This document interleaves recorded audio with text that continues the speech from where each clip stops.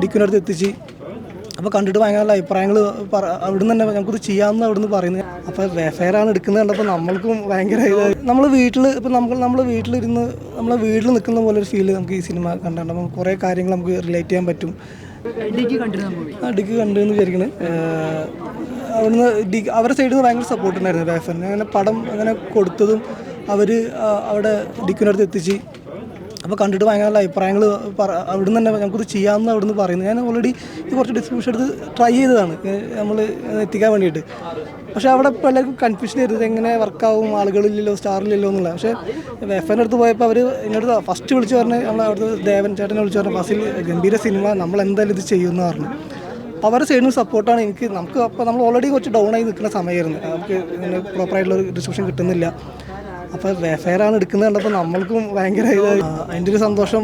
ഈ പടത്തിനത് ഭയങ്കര ഗുണമായി. അപ്പോൾ ആളുകളോട്ട് എത്തുന്നു, ഇനി കൂടുതൽ ആളുകളോട്ട് റീച്ച് ആവാൻ വേഫെയർ ഡിക്കി പ്രൊഡക്ഷൻസ് വന്നുകൊണ്ട് ഹെൽപ്പാണ്. ഇതെല്ലാവരും കാണേണ്ട സിനിമയാണ്.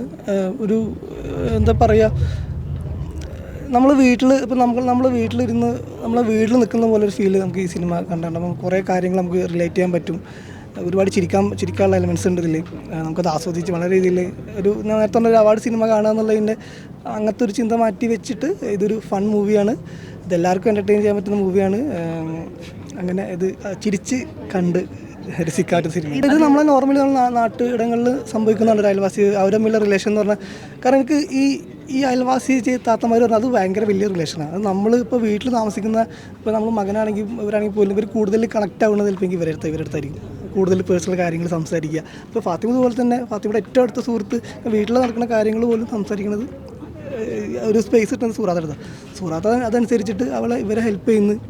അങ്ങനെ ഒരു പരിപാടി അത് മിക്ക സ്ഥലങ്ങളിലും എല്ലാ സ്ഥലങ്ങളിലും ഇങ്ങനെ തന്നെയാണ്. നമ്മളതിനൊന്നും കൂടെ രസമായിട്ട് പറയാൻ പറ്റുമെന്ന് വിചാരിക്കണം.